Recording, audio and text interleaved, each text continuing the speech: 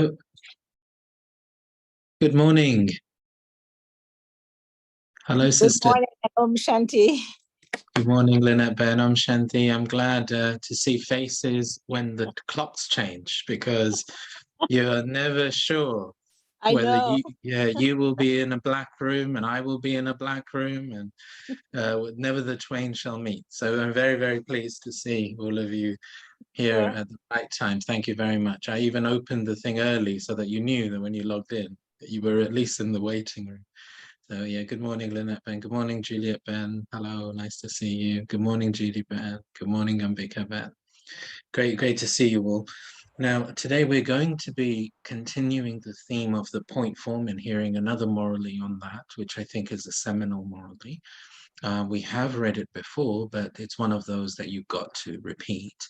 However, before we get into that topic, feel welcome to share any of your reflections at the moment, anything you're working on.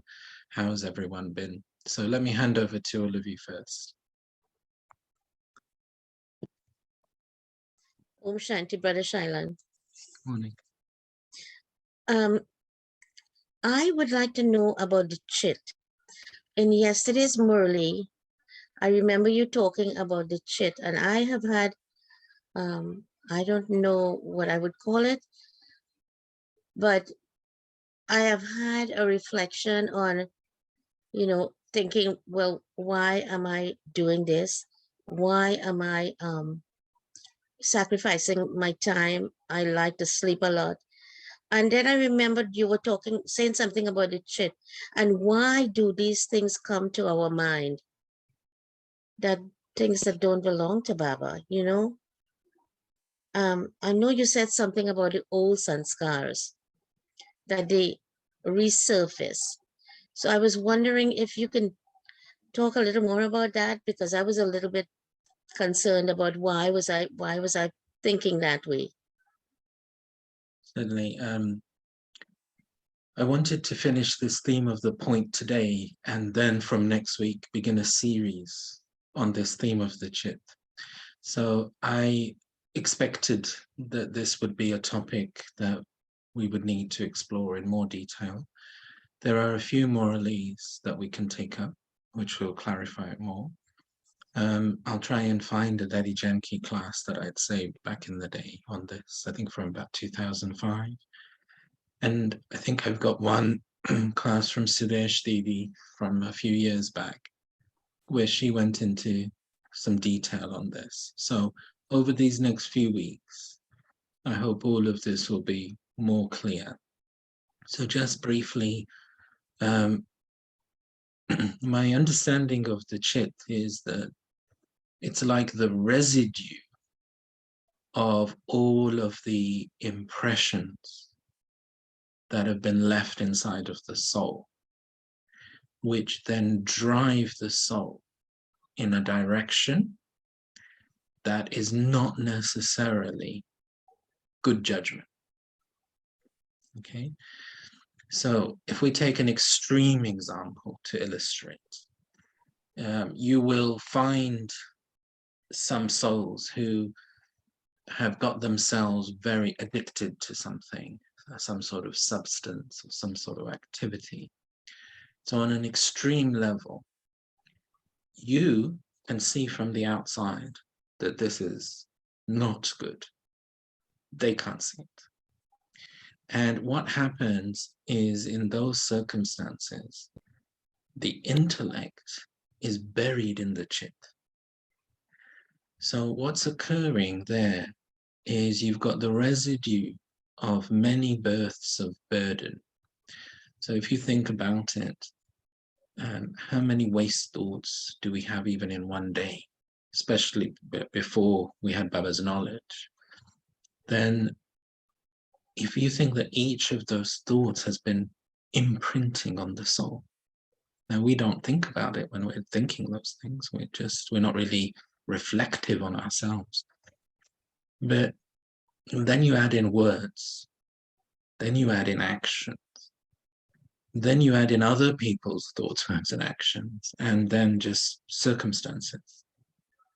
Now, everything a soul experiences gets recorded in the soul.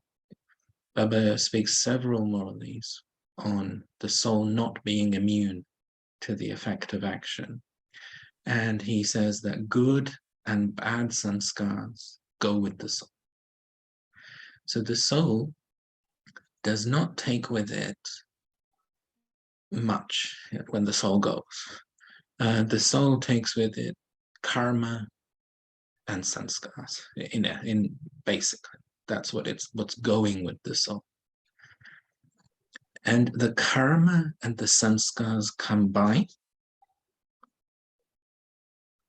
to form this chit. Yeah. And part of the our sanskars is like our memories. So there's impressions. And if we say in one life, so okay, let me go back to my extreme example where someone is heavily addicted on something, and then maybe they have some level of therapy. And what that, say, conversational therapy. So what that conversational therapy might reveal is they had some sort of trauma in the past. And for each soul, the thresholds of trauma are very different. So one thing that wouldn't bother you, someone else takes that different. And so there's a trauma that's been imprinted inside of the soul. Now, I think I'm right that psychologists like Carl Jung and Sigmund Freud, they found that a lot was situated in our childhood. A lot of things go back to childhood. And I know, Judy Ben, you yourself were a teacher for many years, or are a teacher. And in childhood, children are good at forgetting, aren't they, consciously? So you see a child and you're worried about them. How will they take this tragic news, or how will they cope?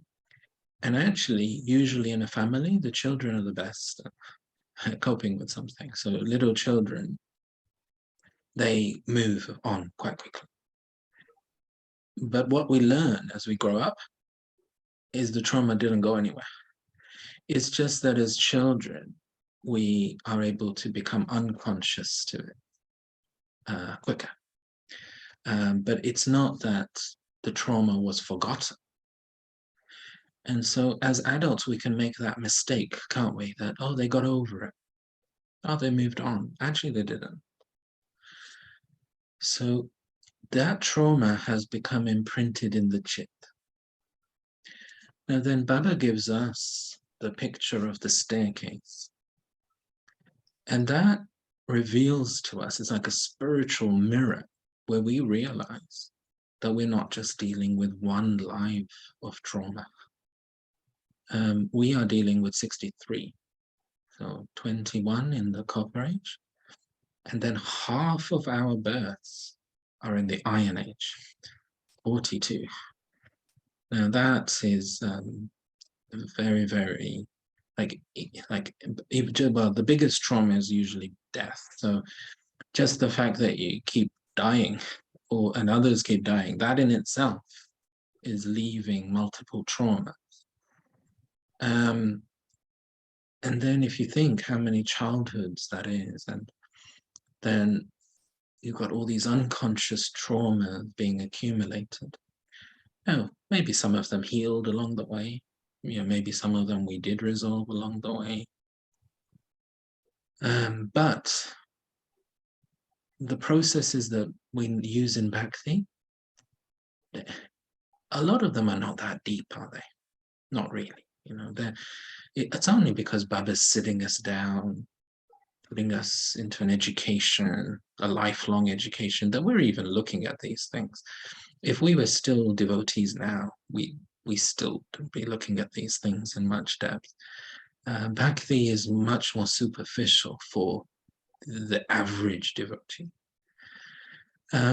It's only really if you went and became a monk or a nun, something like that, for a birth, that you might have examined yourself a little more deeply, but otherwise probably not.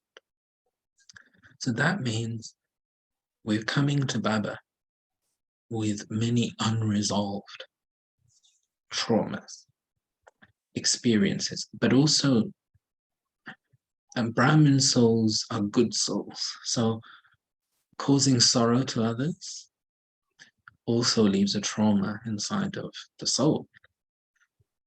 Now, what Baba says is that the main method he uses to settle our karma along the way is the jail of the womb. Now, I'm not sure how therapeutic that is, you see. So we settle, but I mean, how much support do we get there? And you're not actually able to talk to anyone. So, we're settling, but I wonder whether that as well leaves a trauma inside of the soul. Certainly, it's memorialized in Christian bhakti as purgatory. And when we say purgatory, we don't mean something good. It's got that negative connotation to it. So if you think about the journey of the Brahmin soul, it's a lot of births and a lot of accumulated trauma. Now, birth by birth, previous births are buried. So when we look at the picture of the staircase, you've got to reverse it, turn it upside down. And so the Iron Age steps are at the top. And that's your conscious experience. So your conscious experience is the bottom step. All the other steps of all the previous lives, they are the layers of your subconscious. Now, Baba doesn't make us regress or relive. His method of healing and purification is mainly like we are mainly unconscious to it. It's very deep and subconscious. So what he says is you've got to focus your mind onto these new things, divine things. And he doesn't just tell us what to do, he shows us what to do, and he holds our hand as we do it. So he's giving us a lot more than just knowledge. He's giving us love and power and support. And he's also been very aware that we won't just be able to sit in our own Baba's room and do it with Shiv Baba. So the first thing he did was create a yagya, create a gathering, he makes sure that we've got support in the physical world, while he helps us from his dimensions as well. Then he's brought Brahma Baba into the subtle region, help us out even more. So what Shiv Baba and Brahma Baba do, the level that they work on is very unconscious, very subconscious, and they're cleaning away. And then other Brahmins can help us a bit with the conscious things, can't they? A little bit of clarification, things like that. And then it's about changing our patterns of thinking. So what occurs is every time we keep repeating something, it becomes a sanskar.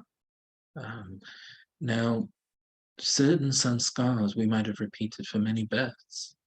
So those sanskars have become so normal, we don't even realize that these are sanskars. They're just nature. They're just who we are. And so as we hear the Muralis, we begin to realize that we are a mixed bag of things.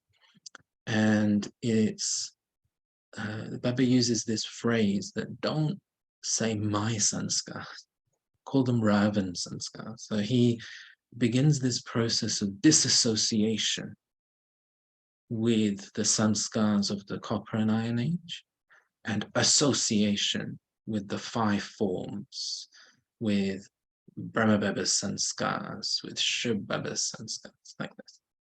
So when you look at the steps of the staircase, you're seeing that after half, you hit your silver steps, and you hit your golden steps underneath that. So what he's making us aware of is that half of those layers they are acquired. And the other half are the original. So he begins to say, okay, begin to associate. Don't say my sanskars with the old sanskars. But you see, Baba, because it's a cycle, Baba's knowledge is very interesting. What we would call in our human world, the old world, the ancient world, Baba calls that the new world. And what we call the new world, our current world, he calls that the old world. And so Baba gets us to think differently. So that means the sanskars of this world are the old sanskars. And the sanskars that were ancient, what are the oldest sanskars? He actually said, well, these are your new sanskars. Because everything's flipping back. What was history is your future. And he talks about how Brahma Baba and Mama, they were experts at being able to just tap straight in. They went straight to the golden. So the daddies, literally, they just began describing how they suddenly began having visions of Krishna. And Shiv Baba explains that he gave Brahma visions that you are this. And Brahma just went, I am this. And it was so powerful, it released an energy like a wave of a bomb went off through that community. Lady Janki used to say she was walking in the park and she knew Brahma Baba from before, the jeweler, Dada Lekraj. And she just looked at him and she saw vision. And she knew something. This is something different. There's another look here in the eye. And Shiv Baba explains to us that Brahma had tapped straight in. So he didn't work through all these layers to get to this. He just went straight back to that first step. With Mama too, people just began to feel that this is the mother. She just began to look like a goddess within 2 years. They began to just feel this is a goddess. And so they've both been very, very good at being able to tap straight in. So you see, our chit, our subconsciousness, half of it is very positive, very divine, very powerful. So in a sense, Baba would say to us, you're not really becoming anything new, like nothing new. You've become a deity every cycle. You've become an angel every cycle. You've done this every cycle. It's nothing new. Because half of you, you don't need to change it. You need to emerge it.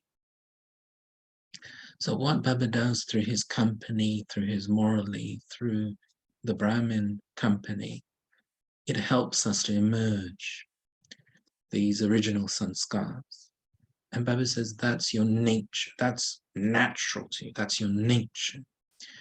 Don't call the sanskars from the Copper Age your nature.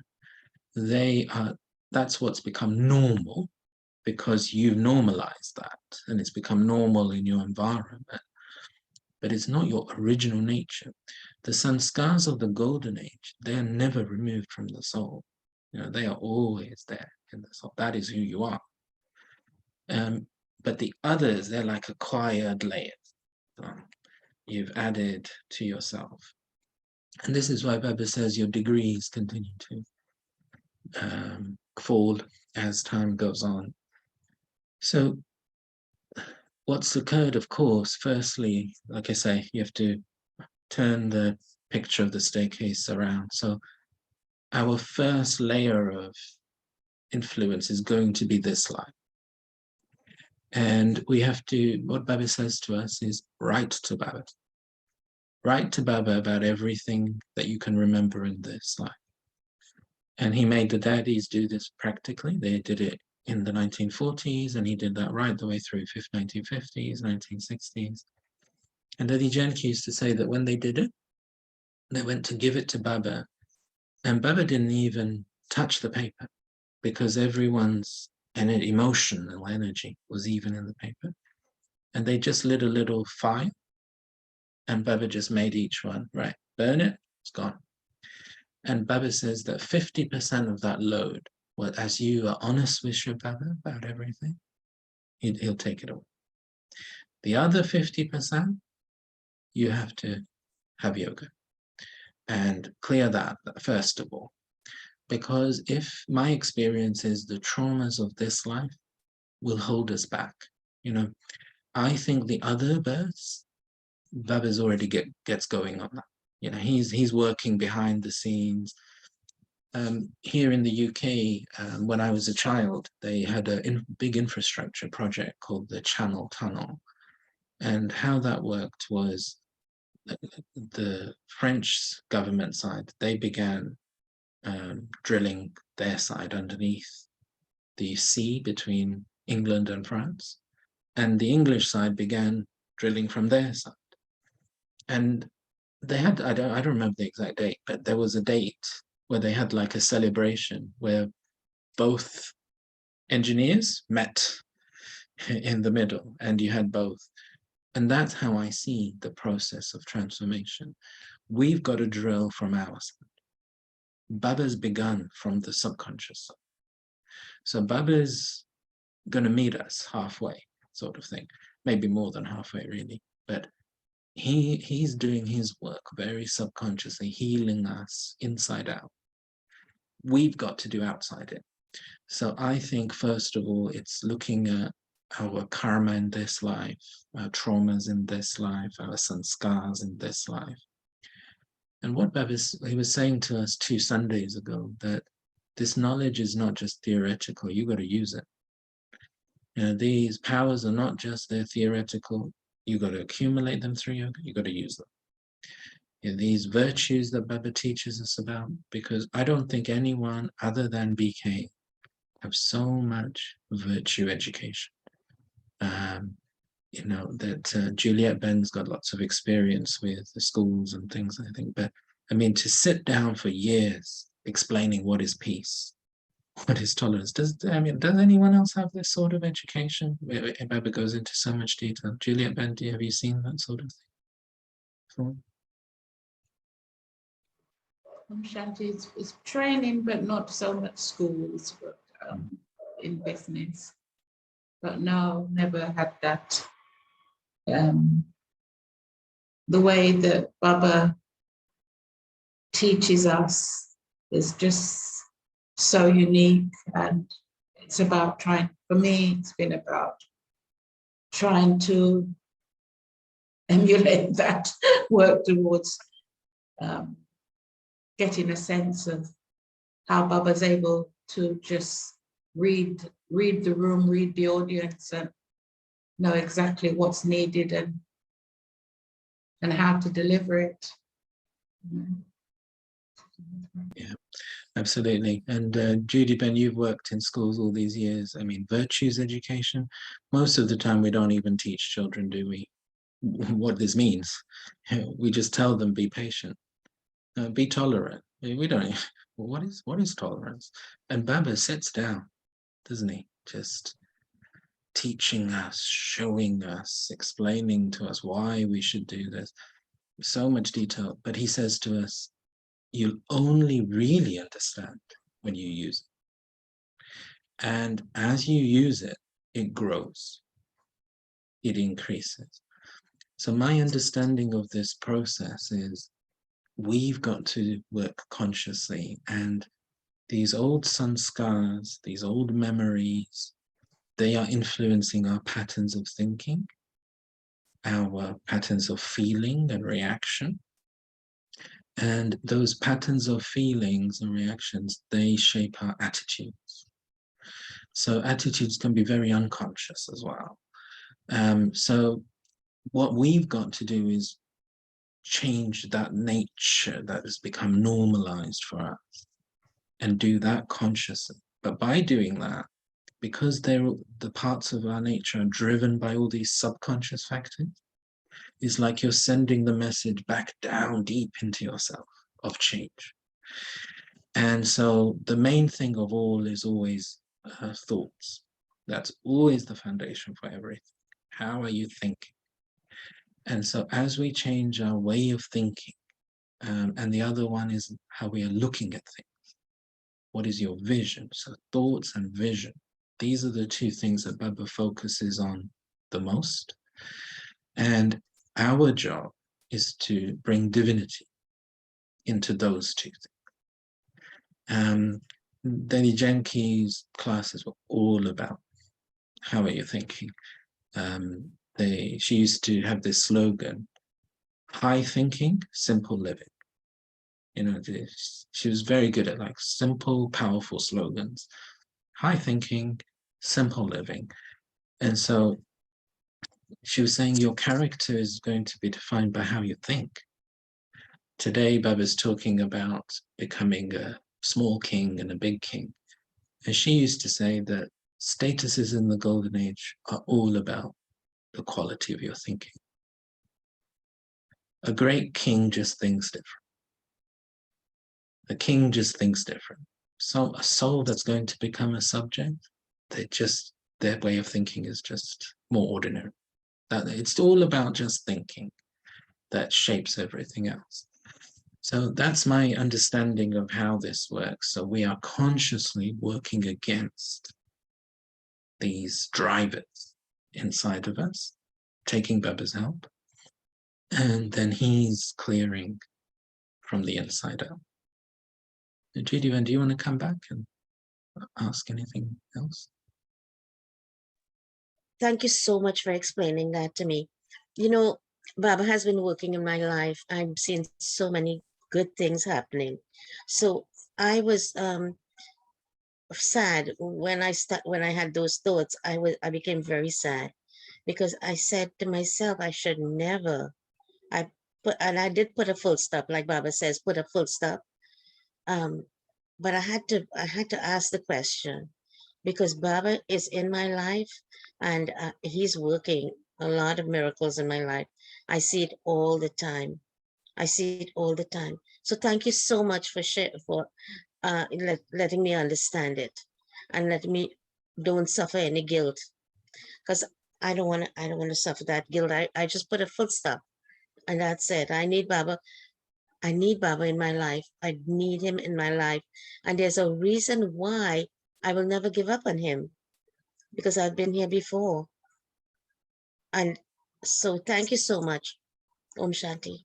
Shanti, yeah, I think so. I think one of the things that we hear it in the morally, so Brahma Baba emphasizes it, but I've heard Daddy Janki emphasize it quite a lot of times, is we can rely on Baba's mercy and forgiveness and kindness.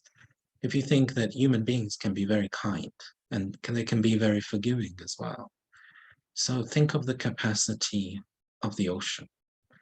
It really is not a problem for Baba to forgive us. He doesn't have to try. And then you add into that his attitude, because his main identity is the father, isn't he? Daddy Janki used to talk about that, you know. Shiv Baba comes, I'm the father. And he has this about him. He comes into relation, the Supreme Soul, he comes into relationship at confluence age. And he says, I am the father. And you cannot shake him from that. This is his relationship. So each child, he finds it easy to forgive because he wants the best for everyone. He himself doesn't have any ambition, of course, because he doesn't have his own role in this world to have an ambition for. So he is purely there to make his children move forward. And he would have the same feeling, whatever religion the soul belongs to, whatever their role. So forgiveness, mercy, he doesn't have a problem with it. And I think we can rely on that. Forgiving ourselves is often harder, but often those sanskars are shaped by bhakti as well. Because we might have participated in a lot of bhakti that teaches you to feel guilty, that teaches you to feel shamed. We might have taught that to others. So we've created sanskars of feeling guilty. sanskars of regret, sanskars of shame.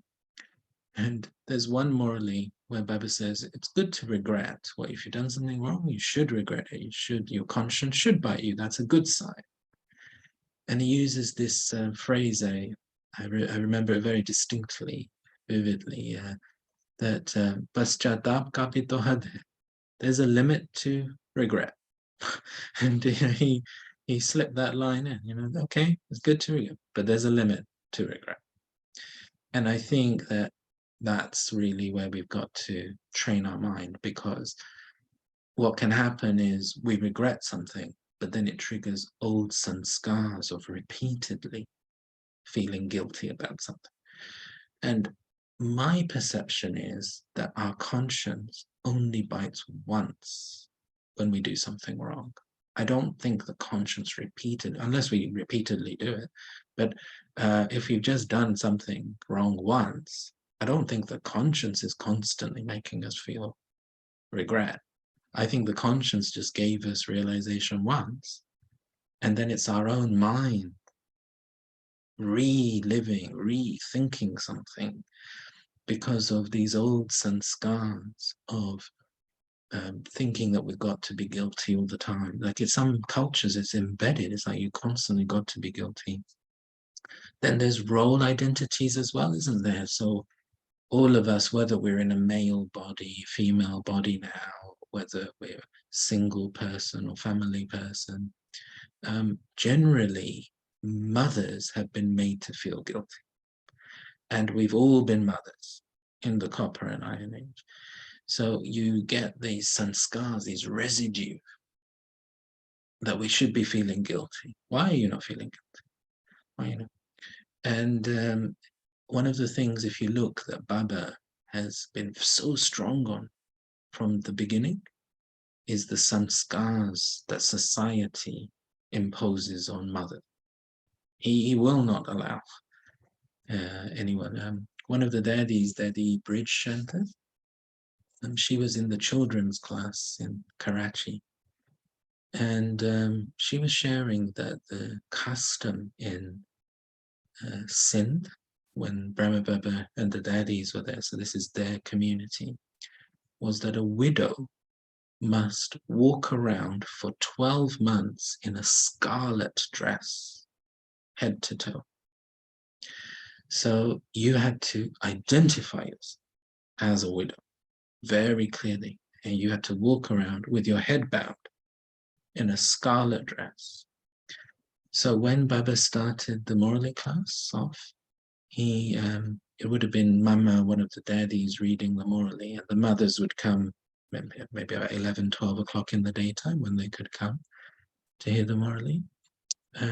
Baba had given an instruction not to allow anyone who's wearing this scarlet dress into the Morley. So Daddy Bridge Shanta was saying that the mothers, they used to walk to, because the class in those days was in, Brahma Baba had a house for himself, and he also had built a house for his wife. He was quite wealthy, so they had big mansions. So that his wife's mansion became the first center. And so that's where the mothers would go. And there was a large veranda and a large hallway. So the mothers who were widows, they would arrive in their scarlet dress so everyone could see that they were walking. But they knew Baba wasn't going to allow it. So there would be other daddies with bags in the hall. They'd take off their scarlet dress, put it into the bag, and then come in their white. They'd have another set of white clothes underneath, and then come into the Morley class. So Baba, these were times not that dissimilar to what we're seeing in Afghanistan at the moment.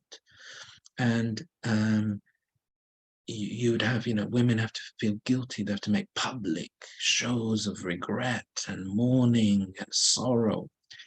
Now, we've got all these sorts of sanskars. We don't know where our births were in all these centuries. So we've got to be aware that if you're attracted to guilt, to regret, to shame, that also is probably your chit. That's probably unconscious drivers making you get stuck in the past. So Baba says, Baba doesn't do regret really. He just is about change. Okay, what are you going to do now? You know, all right. Well, if you really are sorry about something, you won't do it again. You know, that's Baba's attitude. It's the change that shows that you regretted something. It's not sitting down, rethinking everything. So yeah, we'll take up this topic over some weeks because the Chit is so complex. It's so many factors to it. My experience, and I've had these questions from different Brahmins over the years as well, sharings from Brahmins that when you're Brahmin first few years, you're not even that conscious of yourself. Sometimes, it takes years and then you gradually wake up even. Oh, that's the Chit. Oh, that was an old sanskar. So there's a bit of a process where we're waking up towards ourselves over time as well. So I think that's just part of our growth. Thanks, Judy. Would anyone else like to come in and share anything or ask anything? Shanti, this is slightly off topic, but it's from a gathering I was in recently, and there was someone who was saying how much problems they were having in meditation, in making that connection, in particular in keeping the mind with positivity. And this soul was saying that he was finding it so difficult that sometimes when he comes out of yoga, he's angry. He's angry with himself. He's angry with all the negative thoughts that keep coming in when he tries to push them away. And I felt, I wish I couldn't think of anything. Someone suggested that he uses guided meditation rather than trying to get into that state of mind on his own. And I thought that was a very good suggestion. But I was surprised and took a little bit of sorrow for that soul, that at the end of trying to make the connection with Baba, he came out feeling angry and totally different to how the experience of meditation should be. And it then led me to think that, the time when, for myself, I've really needed to go into that space of just making that direct and immediate connection. Say if there's something that's disturbing my mind, it is so difficult. And so, I should know. I've been in Gyan a long time. And I know I've done it in the past, but how do we do that? Is it, sometimes I just sit in silence and say, Baba, you know what I need, but, and just try to be still. But yes, those thoughts come in. That's when you feel attacked by Maya, it was just an observation, and to just get your thoughts on that. Yes. Well, again, like you, I have great empathy for that soul. And I think the suggestion about the guided meditation is a good one. Early days when I was beginning to practice, I couldn't really meditate. So I just was reading Murali's, really, a meditation time. So I felt that I got to keep my mind occupied in something positive. And you can see actually reading all those Murali's has done me a lot of good because I can still remember them. I was going on and on and on, reading and reading and reading. So I think that, you see, we've got patterns here, haven't we? And when you challenge patterns, you got pushback. So we've got to be very patient with ourselves. And one of the things about Baba's process is he was talking about it again this morning. It's not about being a sannyasi. And I think we've got to be a little careful about thinking that meditation means concentrating on a candle, sitting, I've got to be a monk. One of the things that the mothers, Indian mothers, are good at is this karma yoga. So the daddies were very good at this, seeing that yoga and action should not be separated. That I mean, I've got relatives in India who are like this as well, that they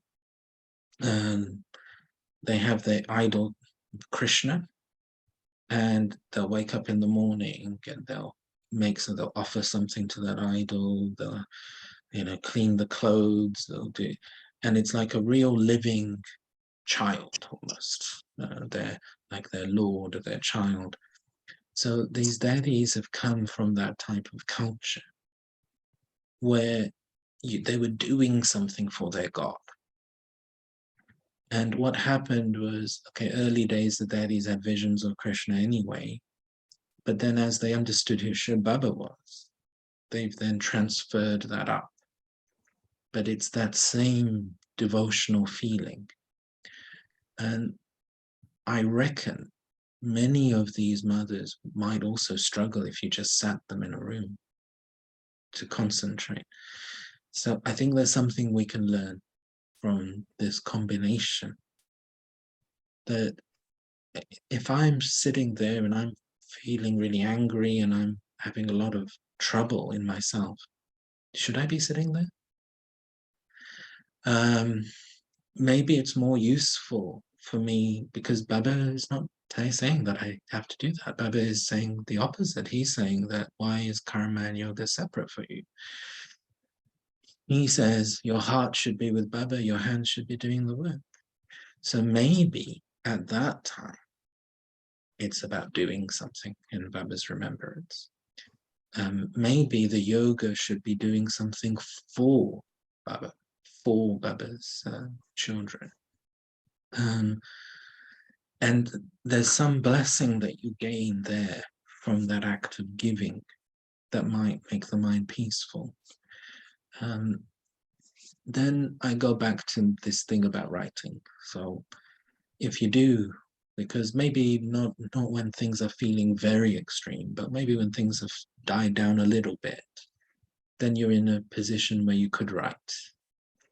And I've shared with you all before that I spent many, many years filling diaries with writing. I would say my first good 15 years of making spiritual efforts were with a diary. So putting something down on paper seems to trigger rationality as well. So I find that if I'm just thinking and I'm just talking to Baba, then everything feels bigger than it is. I remember one occasion I felt very overwhelmed. I felt like there's so many things I've got to do, so many things happening. I was younger, my capacity was less, and so I was feeling just overwhelmed by everything. And then it took me a while, it took me weeks to actually write this down. And then when I wrote down everything I got to do, the thousands of things I've got to do, I only had 4 things to do. But I didn't realize I only had 4 things to do. I wrote it down. What do I actually have to do this week? I only had 4 things to do this week. But in my mind, I had thousands of things to do. And the rationality kicked in with the pen. So I think there's a role that why was Brahma Baba writing so much early days? Why was he going off to Kashmir to have a retreat, to sit in the mountains? Why did he go to Benares to sit by the river at his friend's house to think about knowledge? He's giving himself space, giving himself time, he's churning. Why did Baba use diagrams so much? Why did he use art, pictures? It's always going on about pictures. Do I need to have some time with art, maybe? Do I need to go into the mountain? Do I need to go and sit by? Do I need nature to help me out here? So the question I think has to be, why am I sitting there? Why am I not doing something else, going somewhere else, making a change?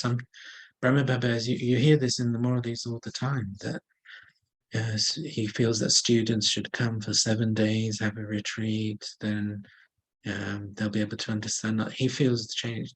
Children should come to Madhaban, refresh themselves, sit on the roof of Madhaban. There were no classrooms in those days. There was no Baba's room in those days. So Baba used to say, go and sit on the roof, flat roofs in countries like India. So go and sit in the roof, churn the ocean of knowledge, remember Shiv Baba. So why is Baba saying have a change? You need a physical change as well. So maybe as Brahmins, we're just feeling we're meant to be doing something that actually we don't have to do. And we don't have to approach it that way.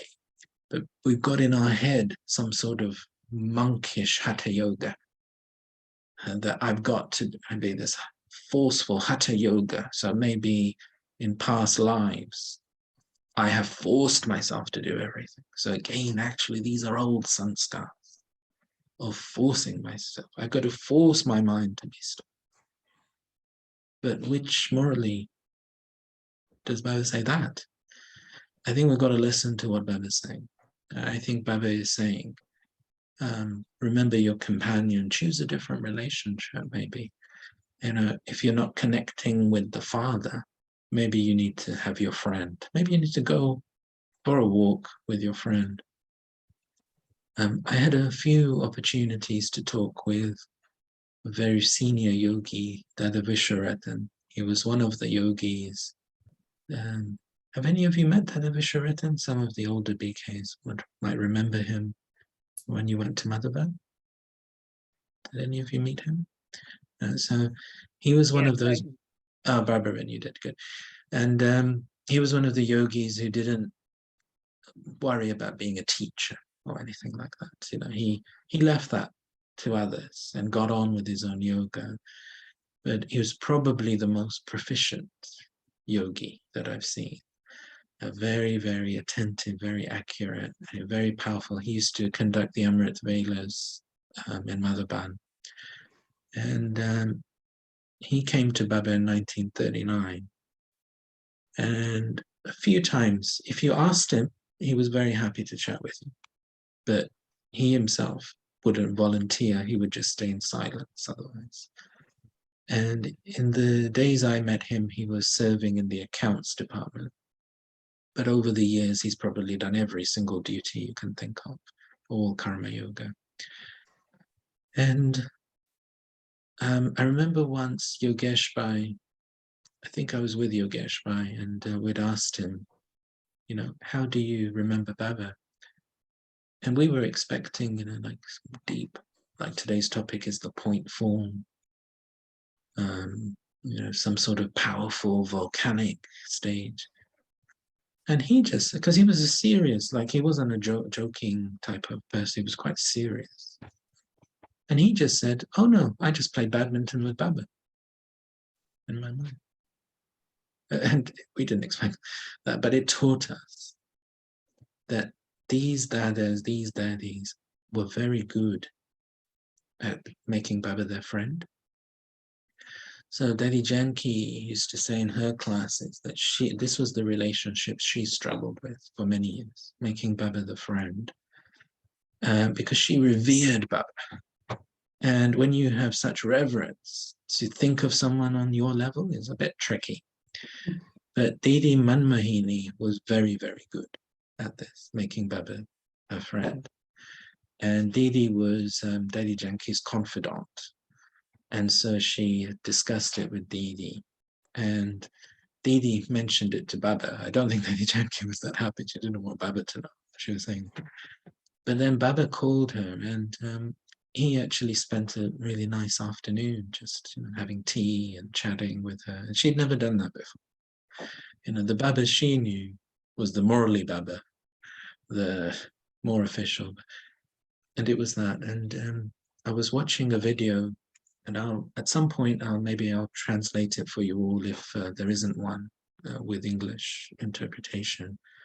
Dedi Sandeshi, she was one of the children of the Karachi class. And she became later on the Dadi of the state of Orissa, which is just south of Bengal in eastern India.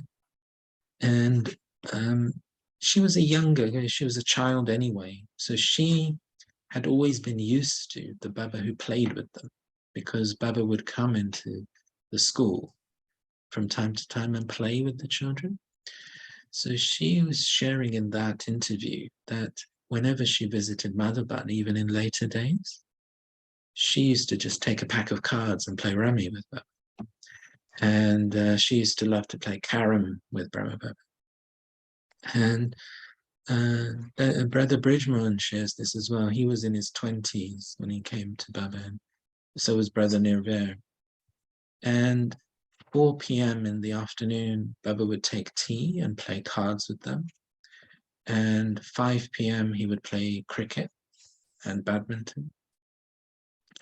And then I think they would have in preparation for dinner and things, and then class. And sometimes, you see, because we've missed that on a physical level, Brahmins could struggle to connect with that side of Baba. But we've got to use our third eye of knowledge, because Baba says that in an angelic form, he's with us. And sometimes we can be struggling away with yoga because we're thinking we've got to be in a point form, we've got to be, the yoga is meant to be so powerful and concentrated. But maybe my yoga at that moment just needs to be a little chat with a cup of tea with Baba. And I remember in Dada Visharathan's office, I've shared this with you before as well, like it was just, the Madhaban offices are just very simple, just a desk and you've got these white plastic chairs. But I did notice I was sitting in one plastic chair, the other side of the desk from Dada, and another plastic chair was in the back of the office in the corner. And he said that he just sits Baba over there while he works. Yeah, that there's a conscious visualization that Baba's chatting with me. And Dedi Janki was just always very intoxicated. She was always busy during the day, but she was enjoying that connection with Baba in different ways, different relationships. So I think that would be my other thing, that why does a Brahmin think that yoga should be in a certain way? Why does a Brahmin think that their mind has to be forced to do something? How does forcing the mind to be still create the loving relationship that is yoga? And I am certain, but that's not in any morally. So yeah, I think we've got a lot to learn from sometimes a lot of these mothers, these Indian mothers, who the way they relate to Baba is very natural. So yeah, does that give you some further thought? Yeah, you've really opened up my intellect around that. Thank you. It was exactly what I needed to hear. Yeah, it's a good reminder, I think, because we've all been there.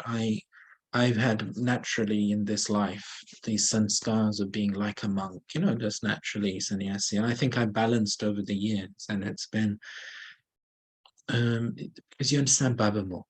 You understand Baba more, that Baba knew we need a very holistic process. So he says, I come in all relationships. I'm available in all relationships.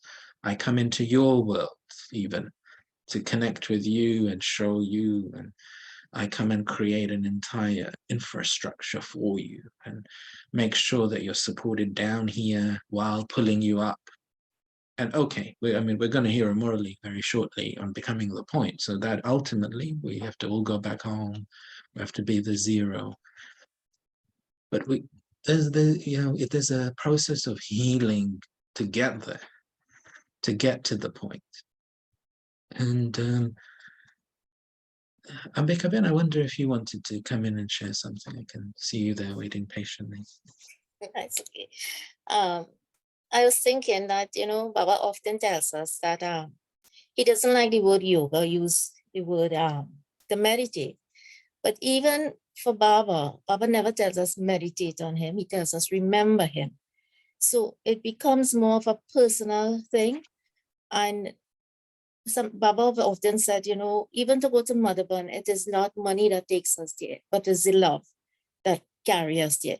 So this whole relationship within the yagya with Baba has to be with your deep feelings. It is the feelings.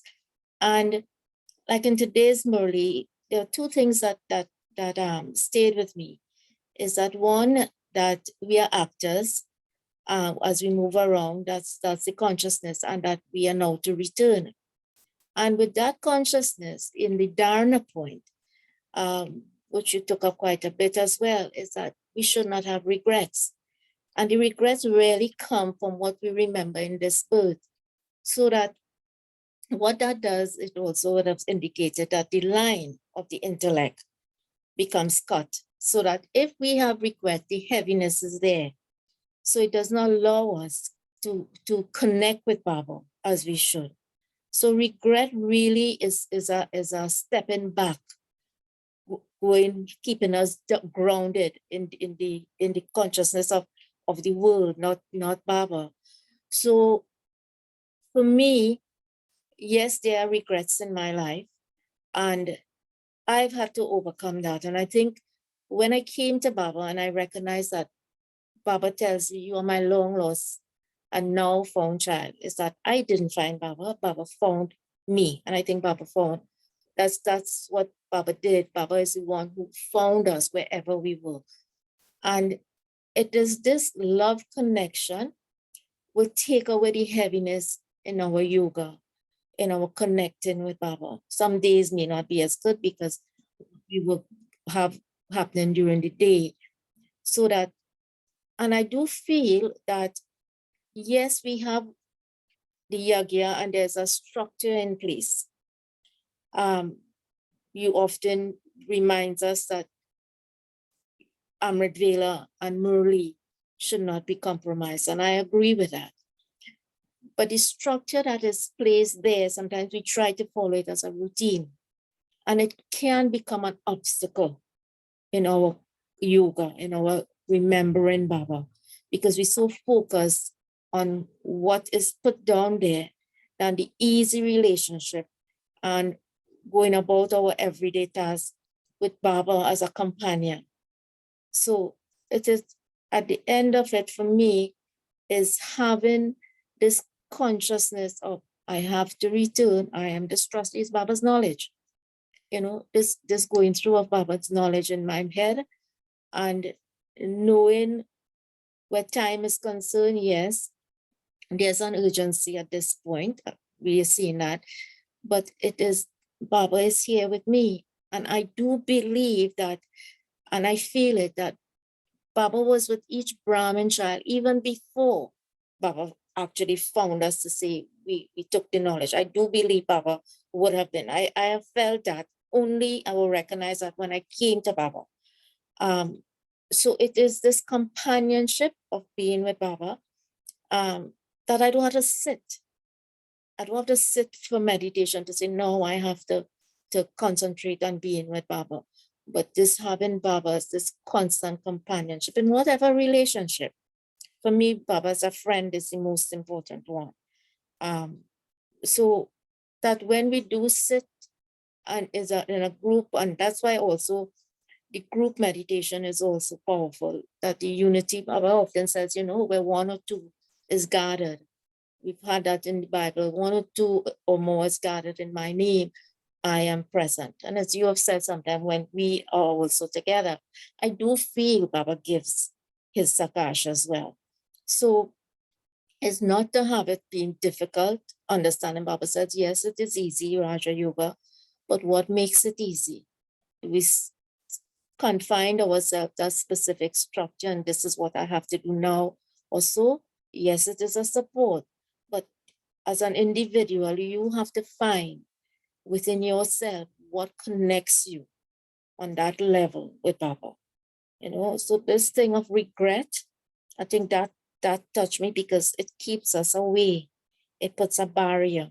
It makes us heavy. And it a regret is past is past. Baba often tells us past is past. So yes, also as Judy was saying, sometimes things come up and the residual sanskars of previous births are there.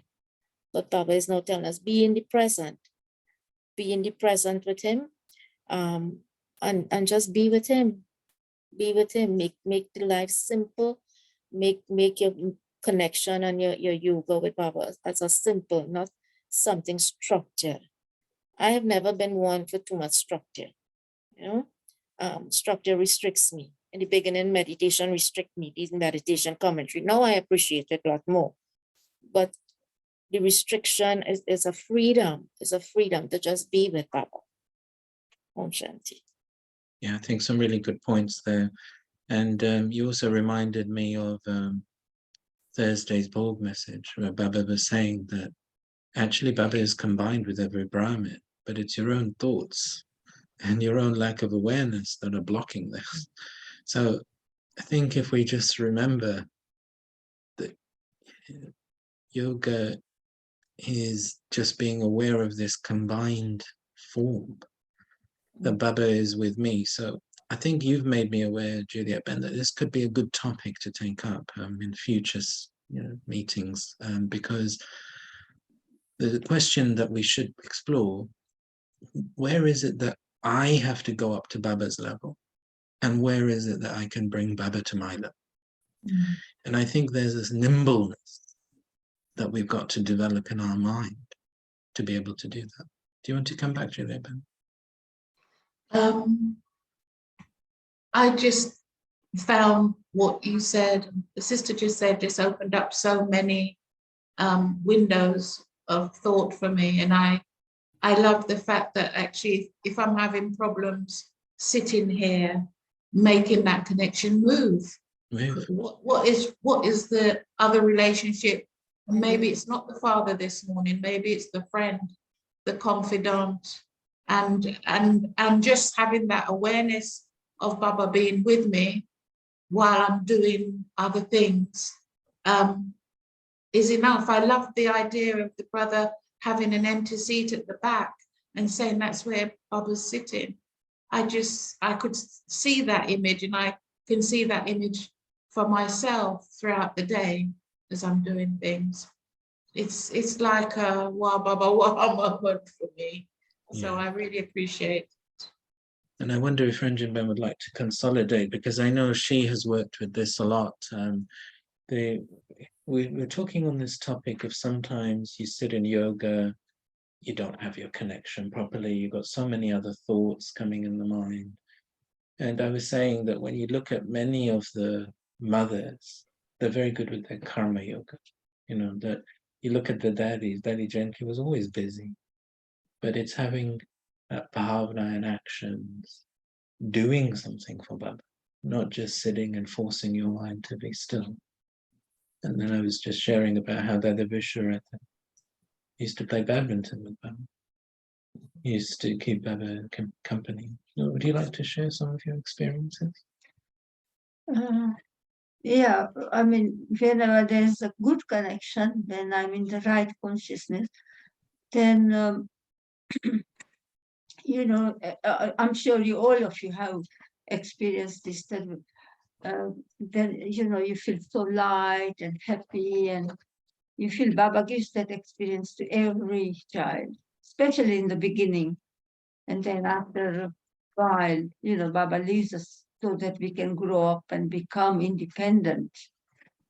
So in the beginning, we always, you know, when a child is small, we sort of wrap them in a cotton wool. But after a while, once they start to walk about and gets older, they have to let go so that they can gain confidence and they can stand on their own 2 feet.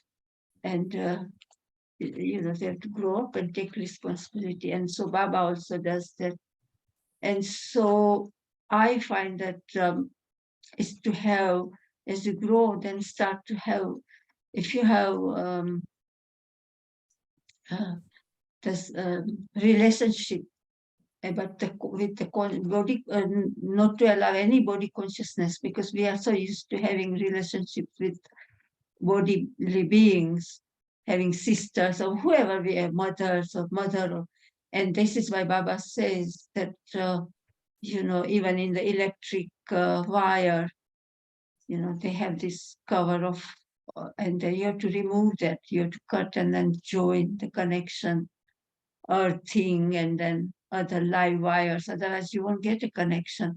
In the same way, we have to forget this body. Baba says, you forget Baba, Baba is there, and then you start to take support of others, and this is why we don't feel that. But even whilst doing, Dadi Janki always said, and once Dadi Gulzar came and she was saying, Dadi, everybody remembers Baba whenever they see, oh, Baba, Baba. When Dadi Gulzar comes, naturally, she gives this experience of being connected to Baba, because she's always connected.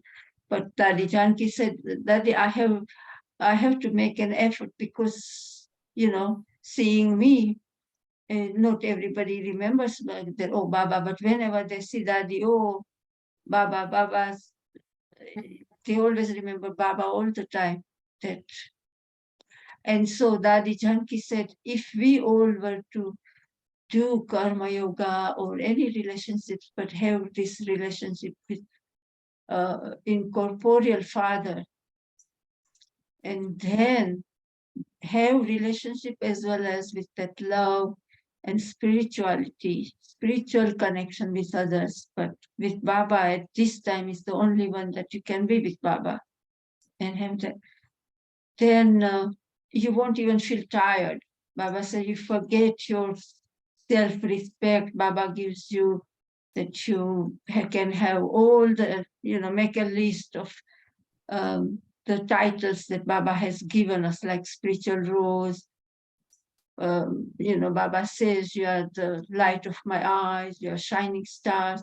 But at that time, accordingly, just have relationship and self-respect. Even in this meeting on Thursday, Baba reminded us that, we forget our sovereignty. And at this time, we have to have self-sovereignty, self-respect.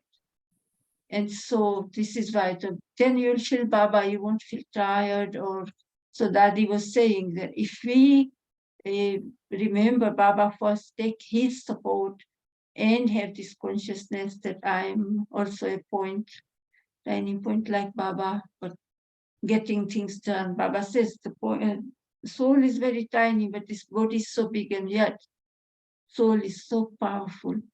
It has all this part of the whole cycle. So it's just having, and Baba called us, all my children, each and every child is a king, Raja. Baba always looks at us with this respect, that my child is very great and also a Raja Bacha. Baba calls, it's like in ordinary way we say, oh, she's my princess or my prince. We even call our children or grandchildren. Baba has this vision for us all the time. So, and then Baba says, but you don't sit on your seat of as a king, the soul as a king, or ordering the mind, asking mind and all the senses to do the work with Baba. And Baba is with me combined. And this is where, and Baba said, you don't stay, Sakshi means detached observer. And this Thursday morning, Baba said, just watch it as a cartoon show. Baba gave us lots of tips and points in that Murli. So, as you were remembering Dadi Janki, you reminded me about something she said with this Dadi Gulzar as well, that because I was thinking as, how do I relate to Baba mainly? And I learned this from Dadi Janki, that she forms a contract with Baba, that this combined form, what does Baba do? What do I do within this relationship? So when she was tying Rakhi in London, Delhi Gulzar had become Baba's chariot in '69. And so from the 1970s, as Ranjan Ben was saying, people began to see Delhi Gulzar, think of Baba. Wow. And this bothered Delhi Janki, that she was more senior, but they look at her and they just see Janki. So she said that when I'm tying Rakhi, she said to Baba, when I'm tying Rakhi, you have to give everyone the experience that you're tying the Rakhi. Then I will tie Rakhi. Otherwise, I'm not going to do it.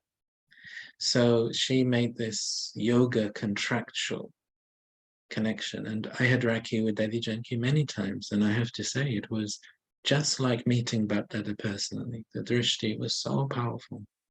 You could really feel Baba giving the drishti. So I learned this from Delhi. And that is how, because as you were all sharing and as I was speaking as well, I was thinking, well, how do I relate to Baba? And I'm naturally very selfish. So I say to Baba that you have to do that. You have to help me with all these things. And then I will do all these. I will do my bit. But you've got to do all these things for me. And maybe some of you will remember that when Baba sent that message for Ranjan Ben at her 40th anniversary last March, he said to me in that Baba, the father gives that child special cooperation. And that was one of his comments to me. And this is really this special cooperation, because I will do my bit. I will do it with my heart. But I'm relying a lot on Baba to get things done, to really help, to be there. So it's a very, very active involvement of Baba in everything. I cannot think of one thing that I do that I don't involve Baba in. You know, I'm expecting Baba to be helping me in every single thing that I'm doing. And so it's the special cooperation, I think, comes from that building that relationship, actively using the relationship. Baba is there, he's available. There's a few Muralis, isn't there? Baba says, you don't use me. Do you remember? And Baba often has complained. It's not quite a few Murlis in the 90s that you children become forget me and you don't use me enough. Baba waits. Baba can come in a second, but you just remember bodily being first. And then when something goes wrong, you start to say, Baba, Baba, come and help. But Baba comes and helps, but you don't remember him first, because this is the only time we can have all the relationships and, and we are recording it for the whole entire kalpa. So if we don't do it now, we will be doing the same, we're making same mistakes every kalpa. That's why Baba keeps on cautioning us, pay attention to your mind and intellect. Forget the bodily being. So then Baba is not saying that, Baba says this is the only time and you're recording for the entire kalpa, and only Baba can, because that bodily being, yes, we don't have to be unkind or reject them or no. We are serving them. Baba, last week we read that Murli, Zero Hero. Serve your lokiks. It's about, but stay detached and don't have any attachment, but have Baba between, so even that soul can benefit. And this is Baba's point. Baba on Thursday said, you keep on forgetting me. And this is the thing. So Dadi Janki was telling, because Dadi Kulsar had come to visit in Global House, and it was us Brahmin class, it was all the Brahmins had asked a lot of questions. And Dadi was teaching us all. Dadi Janki has this quality that she practices on herself. She always says, I'm teaching myself, but she wants us also to learn and practice like. So she said, if we all just do karma yoga with this awareness of having incorporeal father, and I am the incorporeal soul, and do with that love. There's special guest has come and is with me, and I'm cooking or whatever I'm doing, and have Baba there. But at the same time, getting it done as a king, as a master, sitting on your seat with your mind, intellect, and all the sense organs.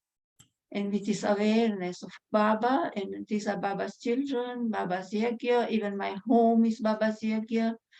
And so with that awareness, you won't feel tired. Baba is helping you, and you won't waste any time or any other wastage or regress, things like that. I've experienced lots of time when the connection is good. Baba guides me a lot. But it's just these scars have interfered. I've given into them old sanskars, Baba said. And this is where all the problem, you end up having waste thoughts, wasting time, regretting, crying, feeling distress. And this is why Baba was, even in this Thursday, was pointing out that times are going to get so chaotic. There will be a lot of you all met Baba on the Thursday.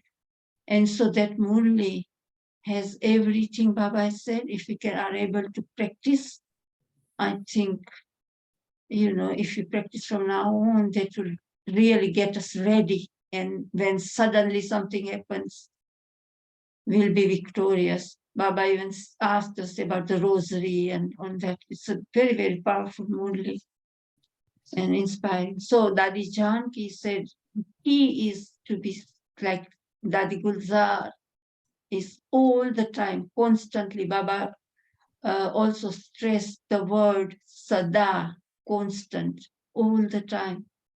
That is the word will give us a higher status if we are all the time, constantly with Baba. Then, we will be victorious and be ready and protect ourselves.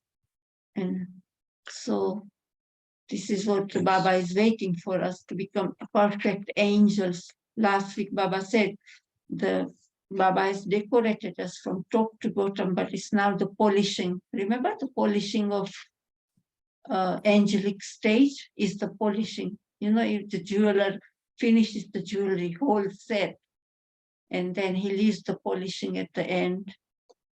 And so Baba says, before we go to Golden Age or to Paramnam to see Baba come back to Golden Age, the confluence age is for to achieve this degree, pass with honor as an angel, angelic. That's why polishing, Baba said, means we have to become perfect angels before we go. Cicely, and thanks for your comment in the chat. I wonder if you wanted to come in to share anything.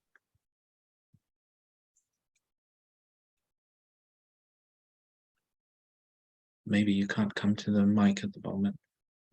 So thanks for that comment as well.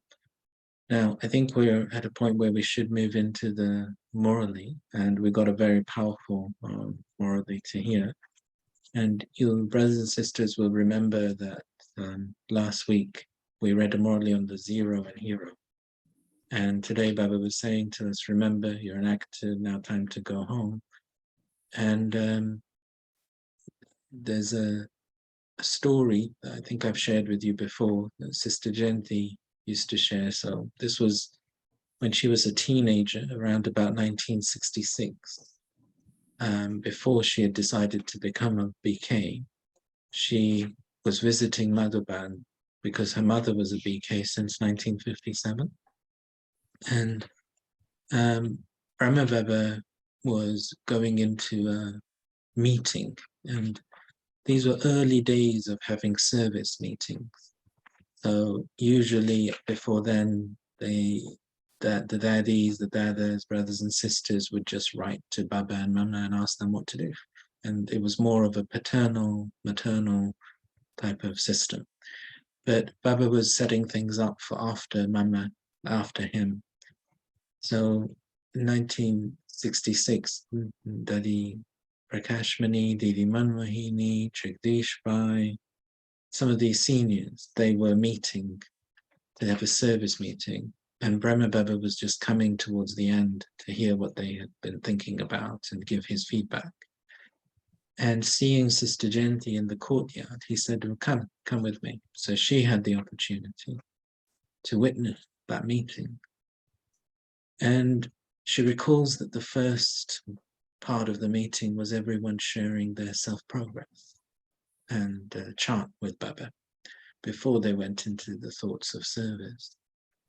And Baba had been speaking these moralities on stabilizing in the point form, and how that stage is very powerful for destroying sin. And Dadi Prakashmani was sharing her chart with Baba. And she said that she had been focusing on this practice a great deal. But despite all of her effort, she hadn't managed to stabilize as a point for more than 30 minutes in a day. And so she'd been with Baba about 30 years at that point. And she was a very focused yogi, but she still felt, so probably her chart overall of remembrance was much longer, but within that, the 30 minutes of being able to stabilize in the point form. And Sister Jayanti then remembers watching Baba giving her very loving drishti for a few moments, and then saying, that's what Baba would expect. So Baba was aware that this concentrated practice is something that has to be developed incrementally. And we might find that even concentrating at all is difficult in yoga, but just having these moments where we're practicing being the zero, being the bodiless point. We had a Murli this week about practicing bodilessness. Going back to that point again, what it does is it's like an exercise for the mind. The mind is used to being an expansion. It's not used to being an essence. And so it's retraining the mind to come back into the essence. It's exercising the power to withdraw and the power to pack up. So we're going to hear what I think is one of the most important Muralis. We have done this Murali before, and covered this Murali before in a previous chit chat, but I think today it'll just feel afresh and anew as we hear it again. So I'll hand over to Rendinba. Yeah.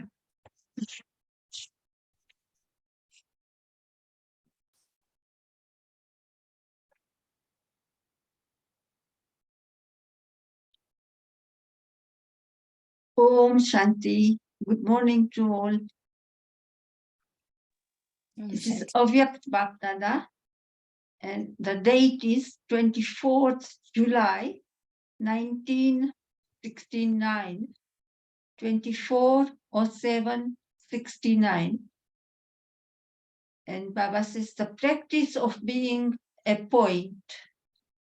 So, you know, Dadi Gulzar always says, when you listen to the Murli, have this consciousness that Baba is my friend, Baba has come to teach me, he's teaching me.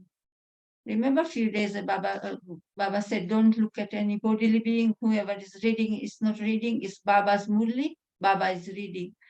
And so that consciousness and Baba as a friend or whatever relationships you like, and sit with Baba, and then Dadi Gulzar always said, you just become that form. Whatever Baba says, that will help you move forward quickly and remember. So the practice of being a point, whom are the sweet, sweet children sitting in front of? And in what awareness are they sitting? Baba has come to make you children the form of a point.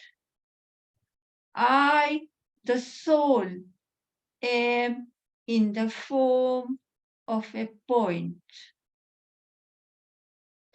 The point is so tiny, and the Father is also so tiny. Does such a small matter not enter the intellects of you children? The Father is now in front of you children, not far away. You can forget something that is far away. It doesn't seem right that you children forget that which is in front of you. If children forget even the form of the point with which support will you continue to move along? So even Baba has reminded us, if children forget even the form of the point with which support will you continue to move along? It is with the support of the soul that the body functions. I am a soul. You should have the intoxication that I, the point of light, am a child of the point of light. So here for us, it is in the small letters, like I am a soul. You should have the intoxication that I, the point, is a small letter point of light, am a child of the point of light. That is Baba God. So that's why it's in a capital letters, point of light. Love emerges as soon as you say that you are a child.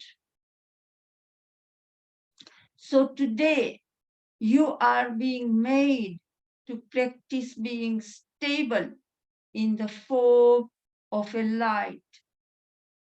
I am a soul. Are you practicing with Baba? So Baba said again, I am a soul. So there is no need to forget this. In the same way, do I, the Father, ever forget? Yes, at the time of giving an introduction, I definitely have to say what my name, form, virtues, and task are. And also when I come, as well as whose body I enter, I simply give my introduction to you children. So Baba is teaching us that when you talk to others, give your introduction or anything, but Baba is still soul conscious, and so you stay on your seat of soul consciousness and then speak. So Baba spoke to us that I definitely have to say what my name, form, virtues, and task are. Also, when I come, as well as whose body I enter, I simply give my introduction to you children. So does the Father forget his own introduction? The children cannot remain stable in that stage for even 1 second. So do you know your name, form, and land? This is the first thing that you explain to others. I am a soul and not a body. When you make them sit and consider themselves as a soul, the body is forgotten. If you do not make them sit in the awareness of a soul, do they forget their body? and bodily relations? So Baba has asked us a question. If you do not make them, when we give a course or introduce Baba to others, themselves, then Baba says, if you do not make them sit in the awareness of a soul, do they forget their body and bodily relations? Since you have to make them forget that, can you not become detached from your body and sit in the remembrance of the Father who is detached?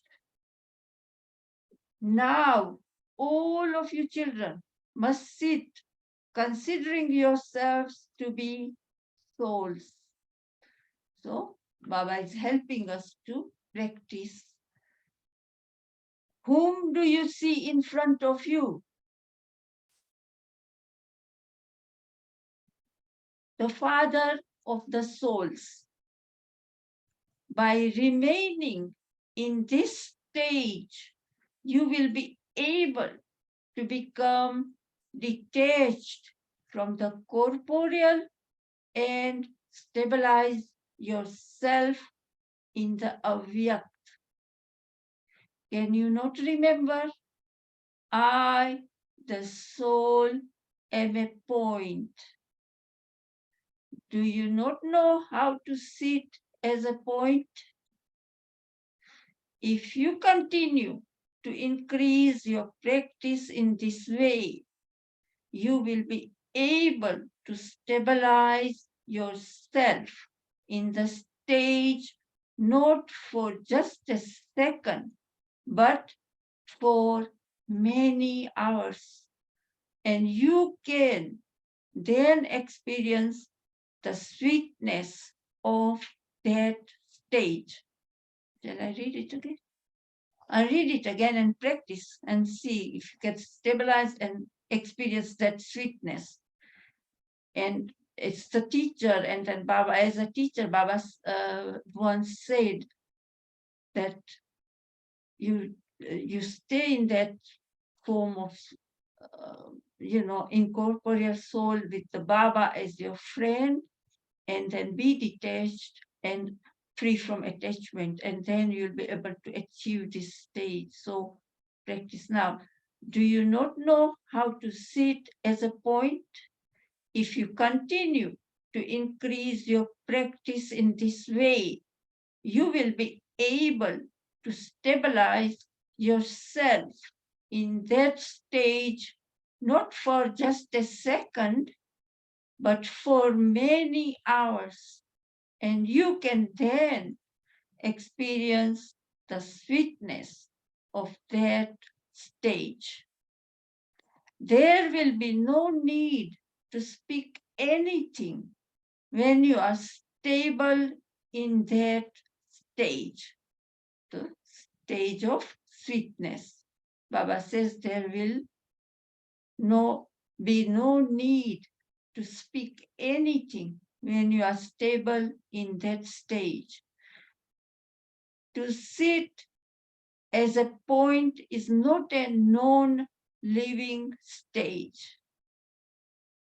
Just as a whole tree is merged in the seed, in the same way, Baba's remembrance is merged in me, the soul.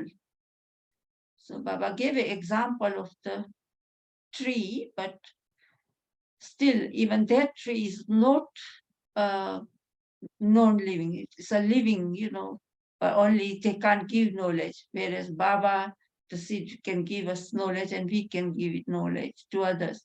So that's why Baba says there will be no need. One of the questions that arises in Brahmin's minds is when we're practicing bodilessness, we're practicing the point form, should we also be remembering Shiv Baba? And what Shiv Baba is clarifying here is that as you practice being the point form, there's a subconscious remembrance of Shiv Baba. So you don't even need to come into the expansion of the thought of Shiv Baba. Because just as the tree is merged within the seed, the remembrance of the Father is implied when you practice being a point and a bodiless soul. Would you like to read that line again? Just that line. Not really. Hmm. There will be no need to speak anything when you are stable in that stage, means sweetness of the stage. To sit as a point is not a non-living stage.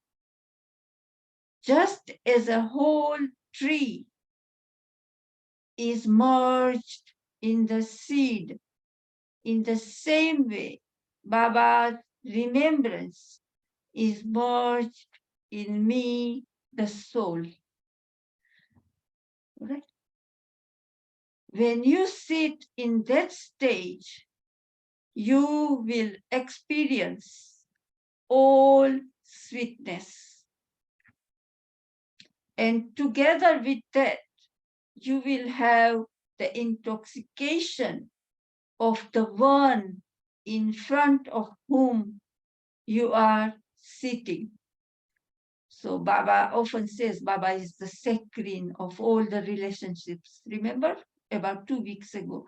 And so Baba is saying our mind or intellect won't need to wander around or be in anything else except Baba's sweetness in with all the relationships with Baba.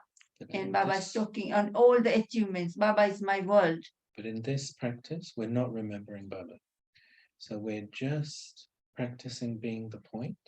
And what Baba's explaining is that you will feel that Baba, the seed, is with you without consciously remembering it. So Baba's describing what is the seed stage. So your mind is just concentrated on yourself as a point, and it's not coming into the expansion of remembering Baba, but the experience of the sweetness of Baba and Baba's presence will be there like as an awareness that Baba's there in front of you without you having to remember him. So you're packing up your thoughts completely just into the point. Is it this one? Because we are satisfied, we have all the attainments. On Thursday, Baba said, gave us the blessing of. Well, it's a question that Brahmins have, that when we practice bodilessness and point form, should we be remembering Shiv Baba? And my experience is, to start off with, I like to remember Shiv Baba and focus on Shiv Baba, the point. I'm the point. But then Baba's saying that even the remembrance of Shiv Baba is an extra thought. And when you're actually in the soul world, you won't even have that. Because we are full. Yeah, you're full and you'll feel full. Because in the soul world, your mind is packed up. It's like it's withdrawn inside of you. You're not consciously having thoughts. So in the soul world, you're with Shiv Baba without remembering Shiv Baba. So in order to recreate that experience of it's like a very deep level of concentration. So what you're explaining is what we need to do through the day. We need to practice the different relationships with Shiv Baba through the day. And then what Baba wants us to do is, when we've got dedicated time to sit, at that time, he wants us to practice being a point.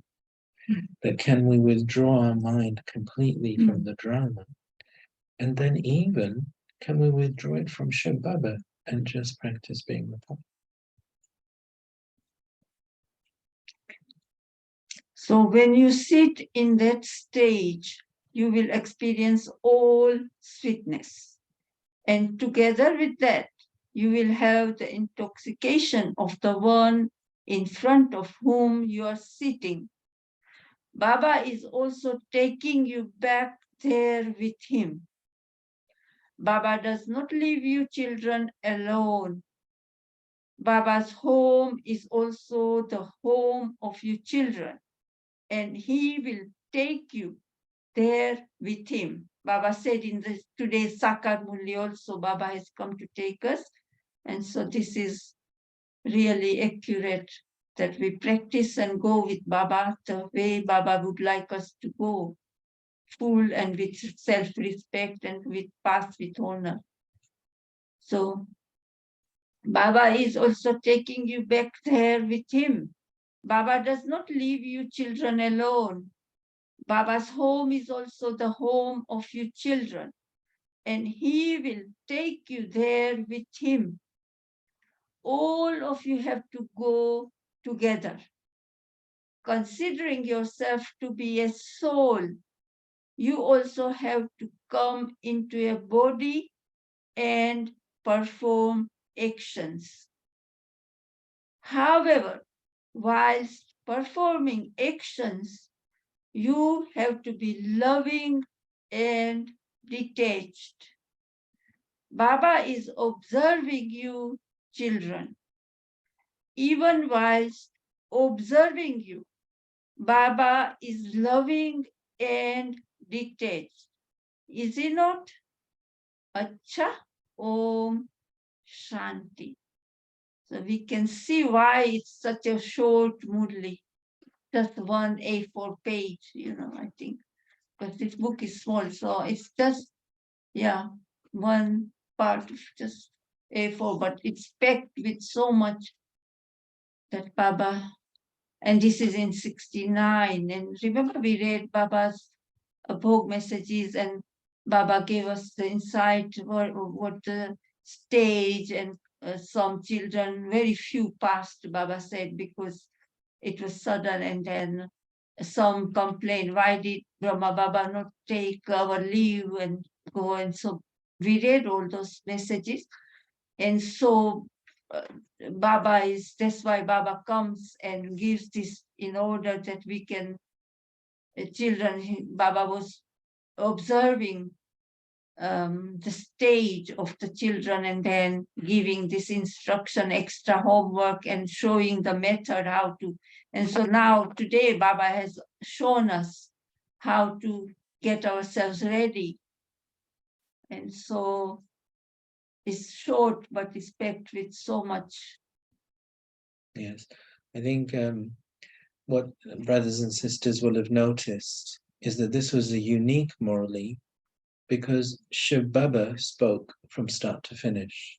And usually we have Bapdada speaking, don't we? And sometimes they speak together. Sometimes we hear distinctly Brahma Baba speaking and Shiv Baba speaking.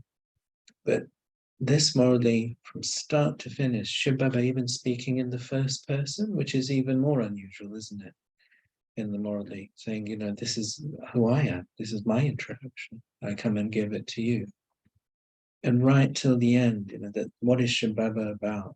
He's about making us the zero, making us the point, taking us back home. This is my home. This is your home. And so I think that that's what makes this Murli very special. And also just that practice, that guidance. So let's give that a go this week. So we got the bodiless stage when we're sitting down.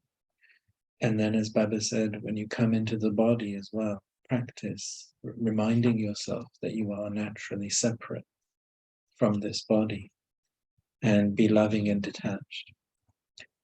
Would anyone like to come in and share any reflections?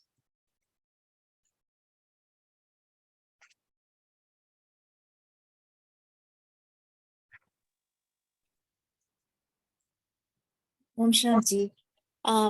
It was just the last line there in particular catch my attention even more when Baba says he's observing. He's always observing us. And just to share a little experience recently, a young brother would have come back from Madhuban. He went for the first meeting. And in his sharing, a few things he took away with him. But he said what he took away in particular that stood out for him was that Baba is listening. Baba is listening to our thoughts. And in Thursday during the meeting, I was looking for some images to put a particular image to put in Baba's room, and he had hundreds of images, but they were not coming up on the phone to look at. You just had to open each file. And you know, I just said, you know, Baba, I went through a few. I need to not go through all this because it's taking time. And the very next image that I clicked on, the file that I clicked on, was the exact one that I wanted, you know, and it brought back again, you know, Baba, where he would said, Baba is listening to our thoughts. And Baba is there with us all the time. Baba, as you're saying, you know, he is to be in the combined form with Baba, to know that he's there with each Brahmin child. You know, yes, we pull Baba's remembrance, but because of the confluence age and Baba needs us for a particular task, Baba also protects us. You know, when we get into mischief or so, he pulls us back without even we recognizing that it is Baba. So it just was to bring back again, you know, that Baba is with me. But more important, Baba is listening to each thought that I have. You know, what am I thinking? Om Shanti. Thank you. Very nice. Great reminder. Judith, you've come on the screen. Would you like to share? I am so glad she shared that point because I'm talking to Baba all the time and I'm wondering, is Baba listening? But now I know that he is listening, because if I don't get the result or I don't see the action right away, it is going to come. It looks like it is so abstract, but something is happening. Something is happening because Baba is there. So I must always know that I have to keep that faith. I just want to know the date of that, Murli. Which one? The one we just read? Yes. It's 24th July, 1969. And the theme is the practice of being a point. Okay. 24/07/69. Thank you. Yeah, but there's another Murli 1 year after. We have read it a couple of times. 24th July 1970. That says how to make our seed stage easy. So even that one, and that one is a bit longer and explains more. But this Baba used to come because Baba became Avyak on the 18th of January 1969. And this Murli, then Baba spoke 6 months, or it was 7th month, July. So it was just 7th month, but Baba was observing, and Baba, these 1969 Murlis are the, you know, Baba used to observe, and Baba saw something and he came, because even the daddies and the senior brothers, and they all were making the effort, and then Baba was guiding how to progress, how to make, and what they. So it is, you know, this is how daddies progress. And so for us also to progress, you know, like today we read it. So Baba saw we needed this. And so it's up to us now to practice. Daddies did what Baba said and put into practice. And this is why Daddy Gulzar always says, listen carefully, and while Baba is speaking, focus your mind and become the form and practice. Then it will help. And Daddy is also, I mean, made mistakes. If you read these Murlis, and Baba has guided, this is how Daddies became angels. We saw Daddies becoming angels and changing, and they all have flown away now. I mean, we saw with our own eyes. And that's why the Murli after that, the 27th August 69, is a Raksha Bandhan Murli. But Baba must have noticed, Baba noticed something, observed something, that Baba came. And it's a very interesting Murli. We'll read some other point because we haven't read, you know, we have so much. I got quite a few lined up. They're so, but it's the time. But this was the accurate. So I always said to Baba, Baba, you choose the Murli. Whole week I give Baba the request and remind him that you choose the Murli and we'll read and practice with you. And so Baba chose this. Today, someday he will choose this. But whatever we need. But in this, Baba must have observed something. So I was surprised to read this. I'll read just a bit. We don't have time. We'll read it some other time. But Baba considers you to be the light of his eye. Children who are the light of his eyes constantly spread fragrance like spiritual roses. Do the children have as much as courage, the faith Baba has in them? Today, then Baba said, today, I was surprised to read this, today, the children have not called Baba. So we didn't ask Baba to come, invoke Baba. Baba has come without being invited. This is the eternally predestined law. Baba has to come without permission in order to decorate you children at the conference age. So I leave this here because it's, but I when I read the whole Murli, I think there was some, Baba was needed to guide because children must have just become a bit loose, careless, sort of. Well, I think Nothing wrong, Ranjan but Ben is underlining that Baba's listening. So she's reading that point. She's giving you that answer. He's listening. He's gonna intervene uninvited if necessary. And then when we read, Baba says that Baba comes to each and every child. Baba in every Murli emphasizes that Baba is aware that we all are watching through video, far away land, and Baba is with each. If you even in Thursday Murli, Baba said, they are more in front of me than you, those who are sitting in front of me. So Baba knows the psychology. And so he always reassures us that don't think because you are far away, I'm not there, you are in front of me. Even on Thursday, this meeting, if you listen carefully to the beautiful, beautiful mood, the Baba said that you are in front of me. So Baba is all the time. So a whole of confluence age, Baba says, I'm available. So long as you are soul conscious and you call me with love and Baba comes. Would anyone else like to come in and share any reflections? Shanti. Shanti. The Murli is so accurate because in what we're experiencing now, as Bible is saying in the Murli on Thursday, we have to practice so that when difficult times come, we'll be able to be detached in a second. So the point form is one of the forms that I've been practicing. I try to do it as often as possible throughout the day.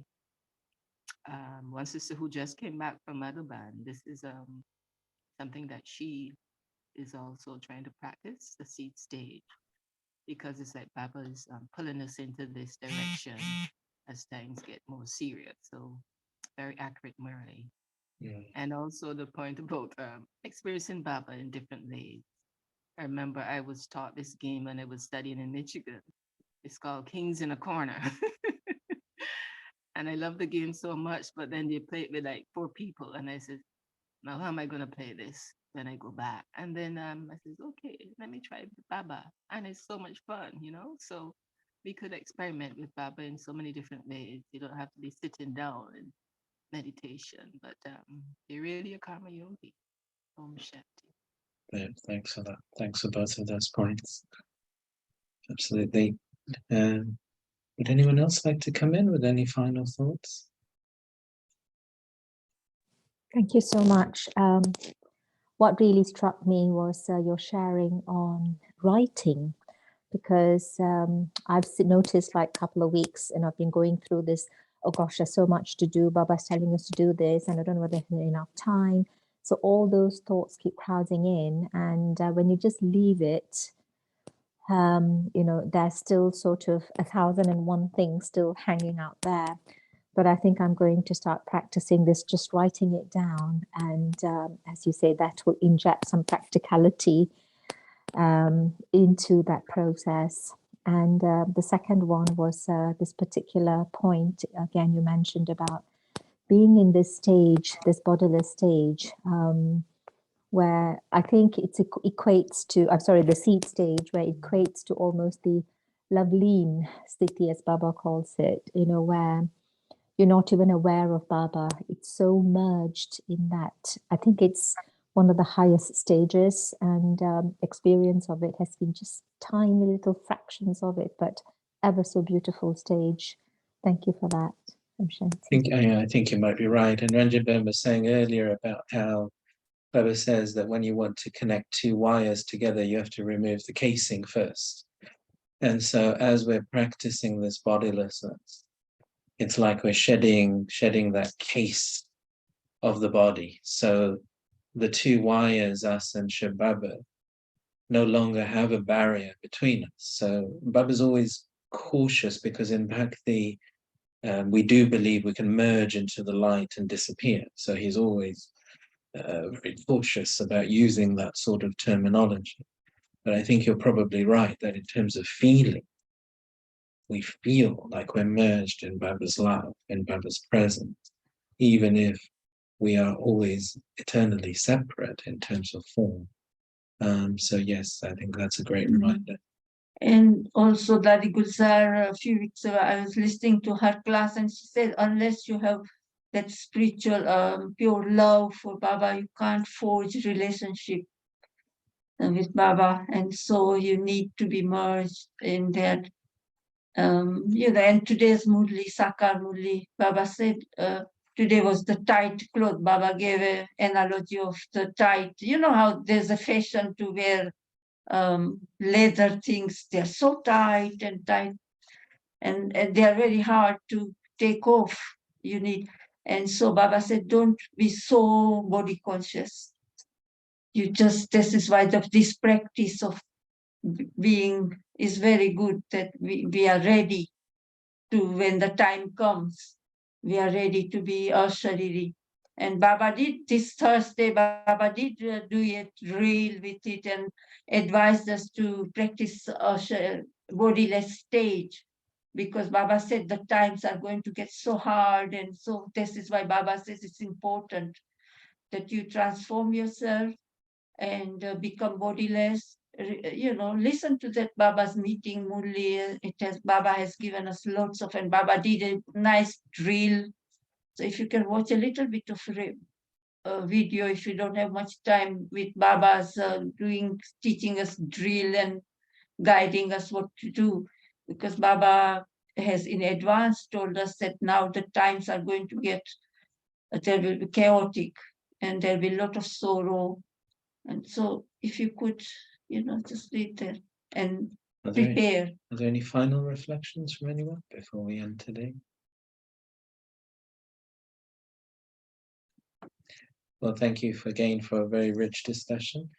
And let's practice this point form during the week. Let's practice the bodilessness, and only through practice can we gain experience, and only through experience can we really know what something is. So let's come back next week having practiced, having experience, and we'll take up another topic next week. So thank you, those of you that were able to join us and provided this rich discussion and stimulus.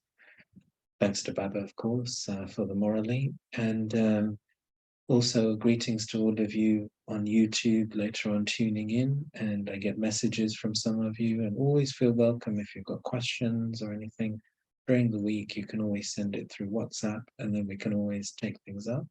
If any of you have particular moralies you'd like us to take up, or any topics you'd like us to take up, again, feel welcome to just message me that across. So greetings to all of you, and have a great week. Om Shanti. Om Shanti. Shanti, thank you so much for today. It was really, really a wonderful session today. Thank you, and have a beautiful day. Thank you. Thanks for being Om here. Shanti. Om Thank you. Shanti, everyone. Om Shanti.